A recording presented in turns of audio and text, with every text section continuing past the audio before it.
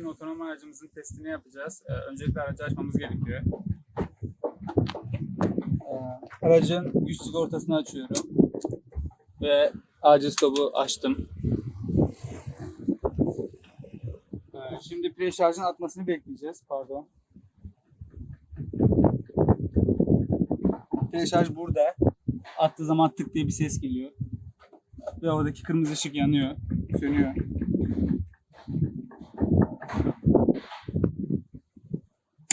Tamam. Şimdi aracın main power'ını açıyorum.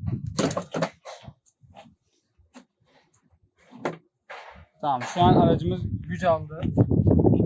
Kalkmaya hazır ama telemetreden batarya akım vermemiz gerekiyor. Tamam. Şu an her şey hazır. Yola çıkabiliriz.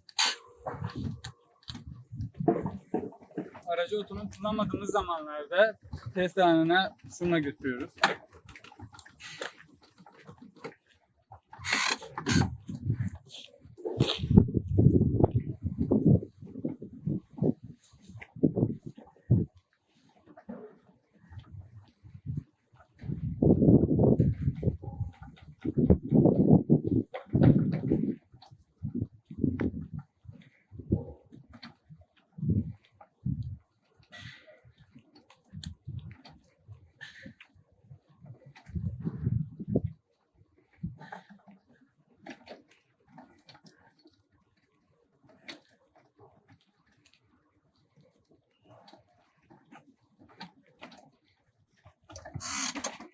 Tamam, şimdi bundan sonra otonom algoritmanı çalıştırıp aracı teste hazırlayacağız ve test yapacağız. İlk önce lidarımızdan gelmesi için gereken modülü çalıştırıyorum. Şimdi de otonomi algoritmaları çalıştırdım. Gamepad'den otonom moda geçirdiğim zaman kendisi gidecek. Ve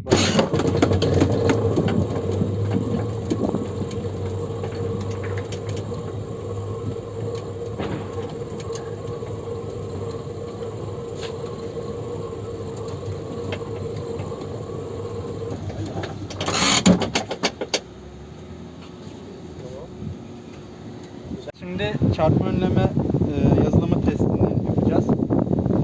Araç normal seyrinde gidecek. Burak arkadaşımız yaya görevinde burada. Yürüyecek ve araç onu gördüğünde duracak.